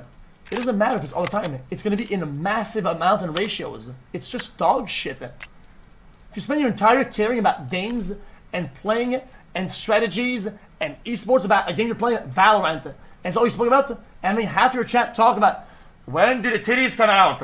It's just annoying as fuck. Ludwig was just pointing out the reality of sexism that exists on Twitch, but others thought Pokey's frustration is justified as she is constantly being sexualized day in and day out when she's just a girl who plays video games. But some people are convinced that Pokimane is lying, and that she purposely tries to appear single to maintain her innocent and single persona. If men assume that she's single, their parasocial bond increases, and they are more likely to send her. Even guys pretend to be single. They all do. I guess it's true. Even guys pretend to be single. Bro, warding off parasocials isn't only for nefarious reason when you're a girl. When people get it, warding off parasocials, okay, is a net positive for most people's lifestyles and the digital of their broadcasts. Regardless, it's in bad faith to make an argument. It's only for them to make money. It's in bad faith. It's called an argument in bad faith. You need to realize this. Her gifts and money if they truly believe that one day she might notice them. Or maybe she just wants to keep her private life private like everyone else. But before Gideon would end up apologizing for his behavior, things took an insane twist. Ninja brought up the situation again when people were in his chat begging him to try to help Gideon get unbanned. In order to get viewers to stop spamming, he claims that he texted his partner manager to help him out. Alright, I sent the text. That is weird. I don't promise a goddamn thing. Pokimane did not like this. Seeing him on a call with Ninja and Ninja like allied with him and saying, oh, like I'll try to make sure your ban isn't too bad.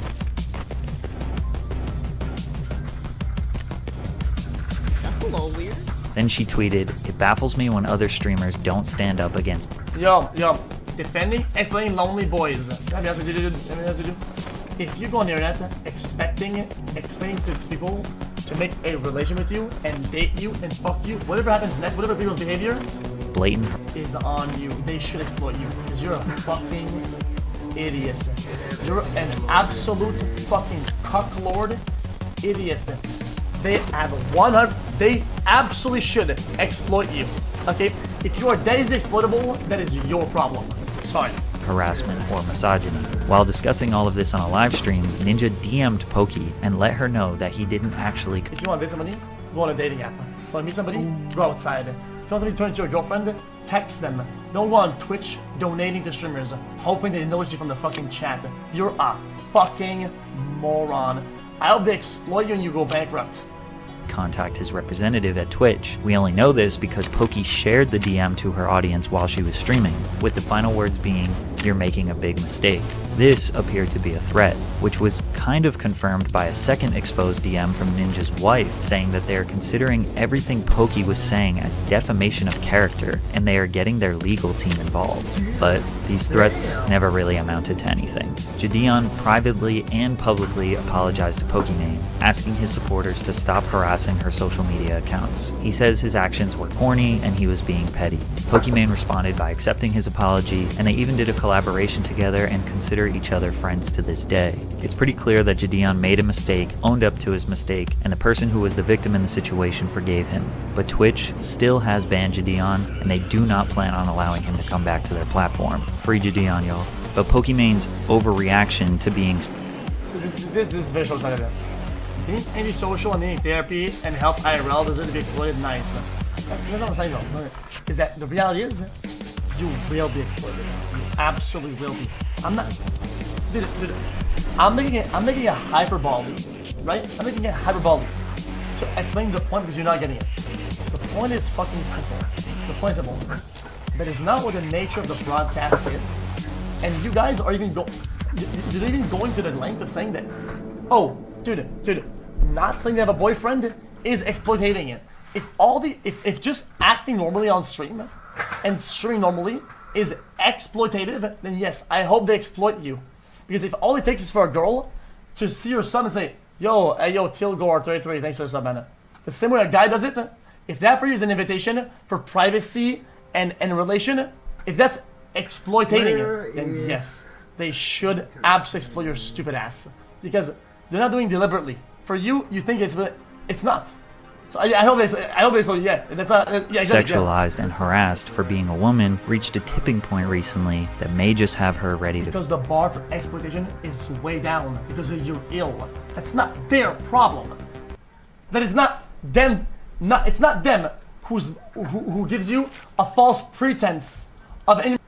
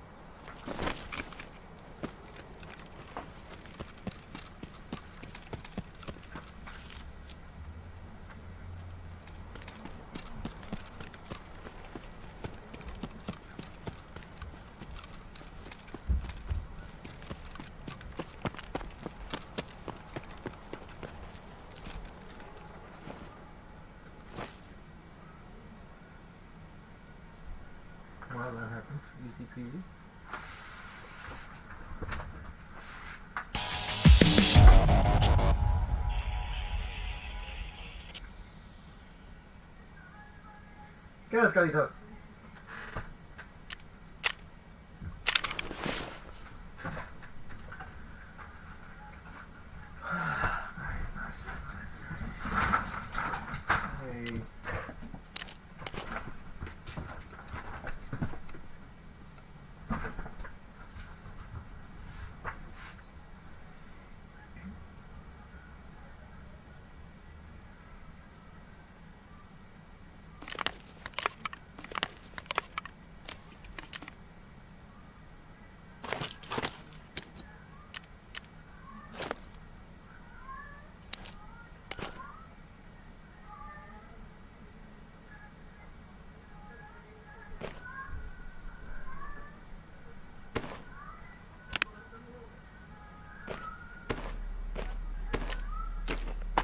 Carlos.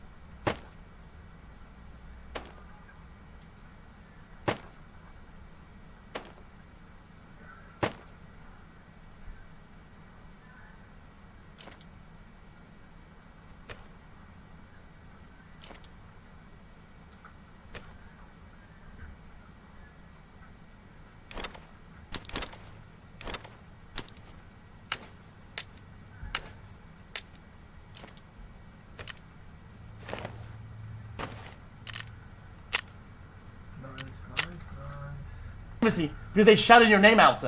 It is your problem. You misread social cues. You're an idiot. If you subscribe and they say your name, like everywhere on Twitch, across the platform, millions, every person, most people will say your name if you sub to them. If that for you is like, oh my god, oh my god, oh my god, oh my god, I'm gonna go for her, and if it doesn't work, I got exploited. That is entirely your problem. To quit. Twitch streamer Brandon Ewing known online as Atrioc, accidentally exposed himself after exiting a game he was streaming and allowing viewers to see all the tabs he had open on his screen, one of which was a website that had deepfake pornographic content. The website featured deepfakes of fellow female streamers such as Pokimane, Maya Higa, QT Cinderella, and many more. Though Atrioc quickly switched tabs without trying to draw attention to them, it was too late. Screen grabs were taken and shared across the internet. Atrioc issued a tearful apology, stating that this is not a pattern of behavior, but that he fell down an AI rabbit hole at 2 a.m. one morning and ended up on the site. However, the website charges $15 a month to watch the provided content, meaning that Atrioc must have intentionally created an account and entered his credit card willingly. Atrioc, who is married, made the apology video along with his wife, who was also crying. What made the situation even creepier is that he's friends with some of the women featured on the site, with some having already responded. Streamers like QT Cinderella and Sweet Anita spoke out against the deepfake pornography on their respective Twitter accounts, with QT Cinderella expressing the pain that she's facing in the wake of such horrors on a Twitch stream. Female streamers are continuously finding themselves being sexualized without their consent. They are often harassed for simply being a woman within the streaming community, and this is just one more way that they are denied their basic humanity by having these deepfakes of themselves in a sexually explicit manner put on the internet, with very little they can do about it. According to Matthew B. Kugler, a professor of law at Northwestern University, since deepfakes began appearing online in 2015, they've become more convincing every year, growing in quality and quantity. Research by Sensity AI, a company that monitors deepfakes, found in 2018 that 90 to 95% of deepfakes were non-consensual porn, which Kugler explained could be traumatic for the victim. A 2019 report from DeepTrace, a technology research company, found that 99% of pornographic deepfakes featured female celebrities. Psychotherapist Lisa Sanfilippo, whose expertise includes sexual trauma, told Insider that creating false pornographic images is a major violation. She said that for the victim, seeing images of yourself or images that are falsified to look like you in acts that you might find reprehensible, scary, or that would only be for your personal life can be very destabilizing, even traumatizing. There is no ability to give consent there. Basically, everyone agrees that deepfakes are mostly going to be used for bad things, and because of this, people are starting to understand why Pokimane and other female streamers are fed up with being sexualized, because all of those overreactions have built up to this deepfake stuff, which is being denounced by everyone. Pokimane didn't really address the deepfakes as close. On August 7th, at around 8 p.m., an officer with scent of a police department in New Mexico was on patrol when he saw a green vehicle with no license plates attached. Yeah, bro, because you don't have a license plate, bro. Man, I just bought the car. From who? From my grandma. Or how long ago? How long ago? A month, but I'm just learning how to drive it. Okay. And I literally just take this back to work and back to work in my house. Yeah, I don't hate on that, bro. You're going to work as long as you're being responsible. Yeah, I'm being responsible. Where are you coming from, brother? I'm coming from the skate park. Cool. Where do you live at? I live over by the customer apartment. Okay. Do you have your driver's license on you, man? I was gonna tell you I don't have my driver's license yet. But I'm like literally having an appointment for the. How old are you again? Literally all over. Legal. I know. I haven't done this before. So. Obviously you weren't able to. Every single question you have, okay? I got his. Yeah, don't worry, man. I'm gonna do everything that I. Proceedings. The suspect was found guilty of driving under the influence and was sentenced to. Wow, that happened. Yeah, I mean, I'm. Well, that happened. Okay. You guys watch that Joe Biden? Oh my God, I don't know about the whole assault weapons thing, but I thought this was AI generated. We're entering this time period when I see something so unbelievable, I immediately assume it's AI generated. I'm sure most of you saw about the shooting today. And I saw on Twitter that Joe Biden had made a conference to talk about it. And the clip that was floating around was like, I can't believe Joe Biden said this at the beginning of the conference. And I was like, oh, this is going to be like Joe Biden and Trump playing Overwatch or something. And it opens with him talking about fucking ice cream. He said, the only reason I came down here is for some ice cream. And he was making jokes. And he's like, whose kids are those back there? Those are some fine-looking kids. Stand up. And I was like, oh, this is a really fucking silly AI video. And it turns out it's all fucking true. Like, that's actually how we started this conference with...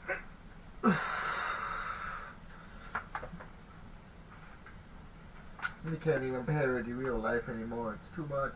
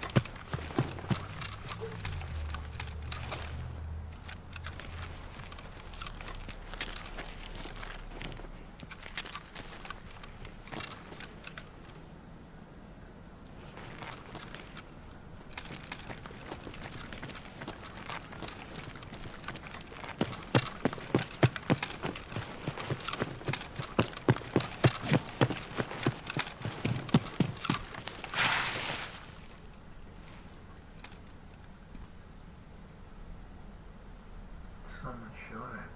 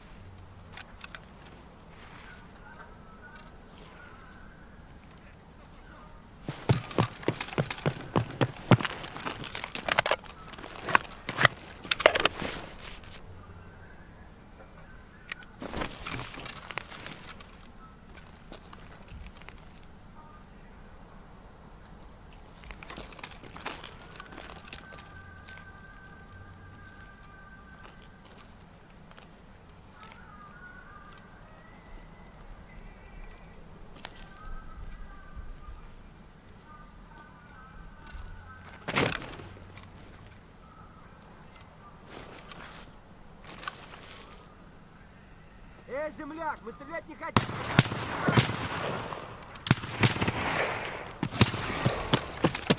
Ветер, тахиви!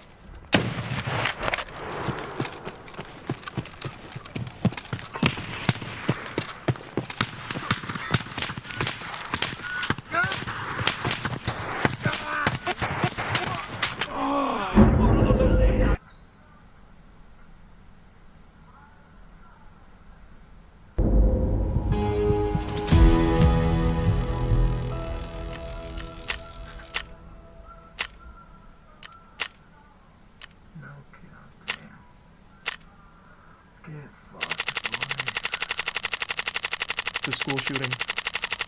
I about lost my goddamn mind. I couldn't believe it. I couldn't fucking believe it.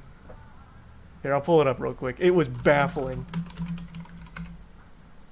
It was actually fucking baffling. This isn't even the whole thing. It really felt AI generated.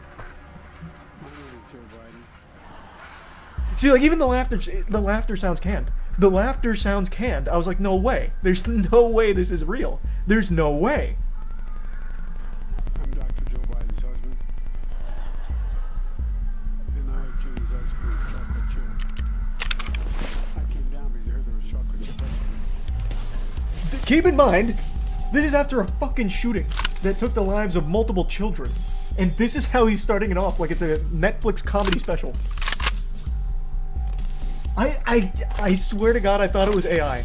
I thought I was being pranked on Twitter and I was about to be the victim of misinformation or whatever. But it's fucking real. I have a whole refrigerator full upstairs. I think I'm kidding. I'm not. Ben, how are you, pal? One of the best guys in the United States Congress, Ben Cardin. It sounds like you're watching the Amanda Show. Like, it sounds like on Nickelodeon for the fucking Amanda Show, every time something happens and they're like laughing or clapping. It is fucking surreal. Alright, that's fine. Folks, welcome to the White House. It's so... It was so weird.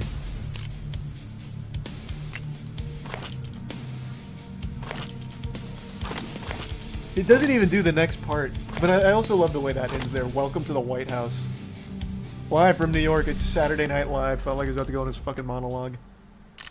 I mean, honestly, his fucking jokes at the beginning of this are better than Saturday Night Live, I guess. Talking about ice cream or whatever. Where is the whole thing? Is this it? Before I began to speak, the reason I spent a little time with the kids, I just wanted to speak very briefly about the school shooting in Nashville, Tennessee. You know, Ben and I have been doing this Man, what a flip. Thanks to the 10 gift subs, Binder. Appreciate it, man. From raving about ice cream to getting into the school shooting. Quite a segue. Where is the rest of that statement? Because the whole thing is crazy here. So, your school local? Welcome to the White House. It's a delight to have you all here. And who are those good-looking kids back there? Are your kids, all four of them? Well, stand up, guys. What the fuck? It's so bizarre. Well, I want you to know. Like, just look at this. President Biden remarks on Nashville school shooting, and this is a live report. It's a circus. It's crazy. So this is right after he was talking about his ice cream. I only came down here because I heard about that fucking delectable ice cream. I can't wait to get in there and just go use turbo piggy mode on it and eat ice cream. Hey, those kids back there. 4 kids. Whose kids are they? Stand up, kids. Can we get a round of applause for these kids? Alright, sit back down. Talking about kids, there was a school shooting today. It's not the same event. Is it not? I'm pretty sure it is, right? All right, this is very sold the nation. And we have to do more to protect our schools. So it's the same event. What are you talking about? You're lying. You're making shit up. The shooter in this situation reported we had 2 assault weapons and a pistol, 2 AK-47. So How fucking tone deaf do you have to be to start an address like this, with this kind of serious subject matter, with talking about ice cream and telling some kids to stand up so people can clap for them? Yeah, what the fuck am I gonna do? I'm not really good at going out and registering it. Fucking crazy, man. Like, I'm calling out AI on, like, everything that makes no sense to me anymore, and this is the one time I was wrong. I was so sure this was an AI-generated moment, but it turns out it was 100% authentic. You couldn't AI script something as unbelievable as that. Thanks for trying Twinkies and the resub Parker and Stimulus and the resub Leumo and Gilded. That's a good point, Bulldog, yeah. And yeah, the Meat Canyon video was amazing. He's opening for another conference. Shootings happen every day in your country. That's not an excuse. What the fuck? Why are we having these like delusional excuses for it? Regardless of where you lean politically, this is a terrible look. Yes, school shootings aren't the most uncommon thing in America. I get it. You know, that's not a big gotcha. That people know. But that doesn't mean that you can like you should trivialize it. Like, all right, we'll get to the school shooting in a moment. Have you guys heard of Ben and Jerry's? What's the deal with Ben and Jerry's, huh? It's nothing like old Mima's Bluebell recipe, right? I only came down here for some fucking ice cream. Yeah, that shit was crazy. That shit was fucking crazy.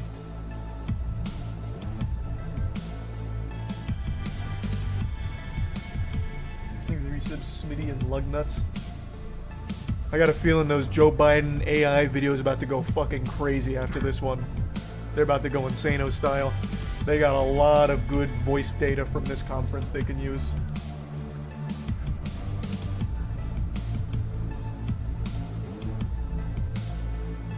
No, that was not AI. That was 100% real. Unless it's the most convincing AI of all time and this entire statement was done by a body double.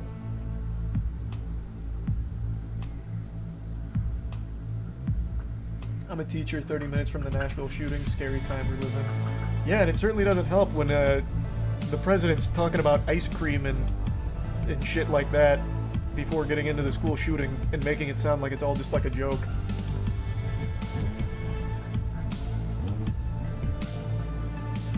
Yeah, I just had to share that real quick. Someone reminded me. I saw it, probably like an hour before streaming. My jaw was on the floor. Now I'm gonna start believing Joe Biden and Donald Trump Overwatch videos. I'll be like, maybe these are real. There is a chance now. Watch the first short on your screen and read the top comment. It's fucking hilarious, worth it, trust me. To that after, I try to get one scav on interchange. Can he do it? Can I kill one scav?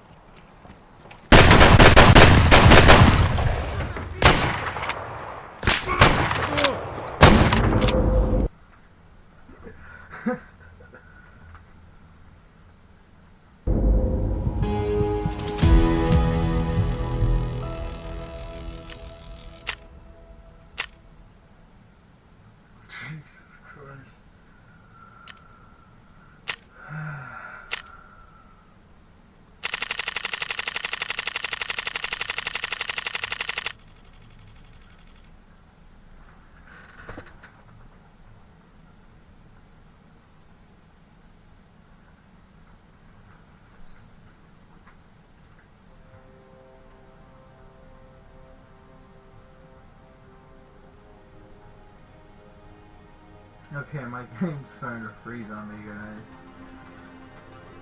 Enough, I